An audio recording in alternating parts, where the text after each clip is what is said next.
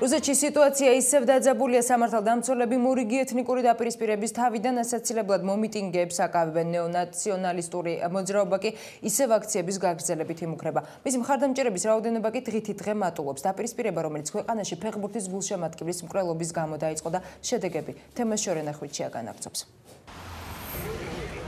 მანეჟის მოედანზე ნეონაციონალისტური მოძრაობის წევრებისა და მხარდამჭერების დაკავება რუსმა სამართალდამცველებმა გუშინ საღამოს დაიწყეს. დღესდილით უკვე ცნობილი გახდა, რომ სულ დაპატიმრებულია 100-ზე მეტი ადამიანი. სამართალდამცველი ორგანოების განცხადებით, ამით ისინი თავიდან კიდევ ერთ ეთნიკურ შეტაკებას აიცილებენ. საბჭოთა კავშირის შემდეგ მსგავსი რასისტული დაპირისპირება პირველად გასულ თვეს დაიწყო. მიზეზი 28 წლის იგორ სვირიდოვის მკვლელობა გახდა. ინციდენტი რუსებსა და ჩრდილოკავკასიელებს შორის დაპირისპირებისას მოხდა.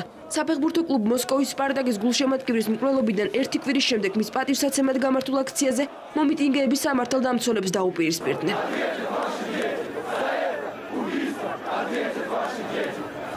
რუსეთი რუსებისთვის გადავარჩინოთ რუსეთი კავკასიელებისგან. სწორედ ეს იყო აქციის მონაწილეების მთავარი ლოზუნგი.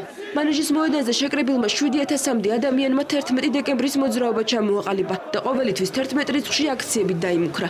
რამდენიმე ათასი ნაციონალისტი რასისტულ ლოზუნგს სკანდირებდა და ყველა არასლავური გარეგნობის გამლოს თავს ესხმოდა. Только никто русский не защищает, к сожалению. სამწუხაროდ რუსებს არავინ იცავს. ბევრს საუბრობენ იმაზე, თუ რატომ აპატიმრებს პოლიცია კავკასიელს სტუმრებს. ისინი დანებსა და იარაღს ატარებენ. ვინ იცის, რამდენი ადამიანი ჰყავთ მოკლული.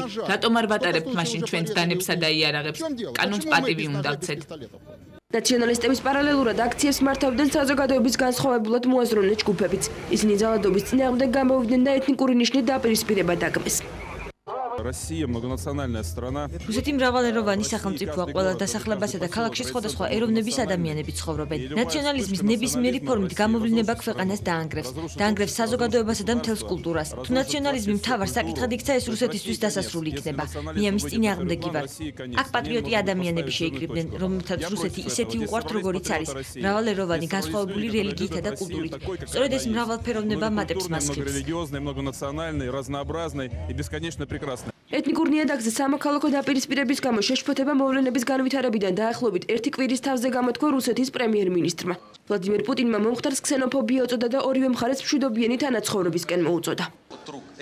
ფან-კლუბის ერთ-ერთი წევრი რეციდივისტის ხელით დაიღუპა ახალგაზრდა კაცი. ჩემი აზრით, თქვენ ყველამ ეს უნდა მიიღოთ როგორც თქვენს წინააღმდეგ მიმართული დარტყმა, განურჩევლად ეროვნების, საცხოვრებელი ადგილისა თუ რელიგიური მრწამსისა. ახალგაზრდა ადამიანი დაიღუპა და ეს ნამდვილად ტრაგედიაა. ეს განცხადება ვლადიმერ პუტინმა რუსეთის საფეხბურთო კლუბების წარმომადგენლებთან შეხვედრის დროს გააკეთა და აღნიშნა, რომ დაპირისპირება 2018 წელს დაგეგმილი მსოფლიო ჩემპიონატის უსაფრთხოებას ეჩქვეშაყენებს.